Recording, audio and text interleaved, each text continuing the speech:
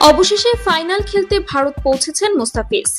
তাকে একা পেয়ে হোটেলে একই কাণ্ড ঘটালো পাঞ্জাবের মালকিন প্রীতি জিন্টা।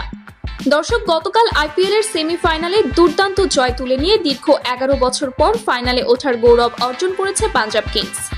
দলের এই সাফল্যে গোটা শিবিরে বইছে উৎসবের আমেজ। তবে এমন এক গুরুত্বপূর্ণ মুহূর্তে দলে দেখা দিয়েছে এক বড় দুশ্চিন্তা। দলের প্রধান পেসার কাগিসো রাবাদা হঠাৎই ব্যক্তিগত কারণে নিজ দেশে ফিরে গেছেন। ফলে ফাইনালের আগে পাঞ্জাবের বোলিং লাইন আপে দেখা দিয়েছে ফাঁকা জায়গা। এই শূন্যতা পূরণে তড়িঘড়ি করেই দলভুক্ত করা হয়েছে বাংলাদেশের সেরা পেসার মুস্তাফিজুর রহমানকে। আজ বিকেল 4টার ফ্লাইটে দিল্লিতে পৌঁছান কাটার মাস্টার মুস্তাফিজ। বিমানবন্দর থেকে সরাসরি হোটেলে ওঠেন তিনি।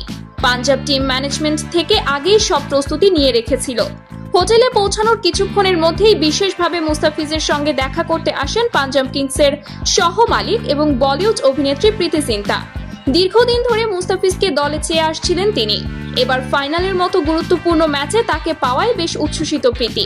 হোটেলের লবিতে প্রীতির সঙ্গে মুস্তাফিজের সেই সৌহার্দ্যপূর্ণ সাক্ষাৎ মুহূর্তটি ক্যামেরাবন্দিও হয়। তিনি তাকে শুভেচ্ছা জানিয়ে বলেন, তোমার উপর আমাদের অনেক ভরসা, ফাইনালে তুমি ম্যাজিক করো। পাঞ্জাবের সমর্থকদের এখন একটাই আশা, ফিজের জাদুকরী বোলিংয়ে ধরা দেবে বহু কাঙ্ক্ষিত আইপিএল শিরোপা।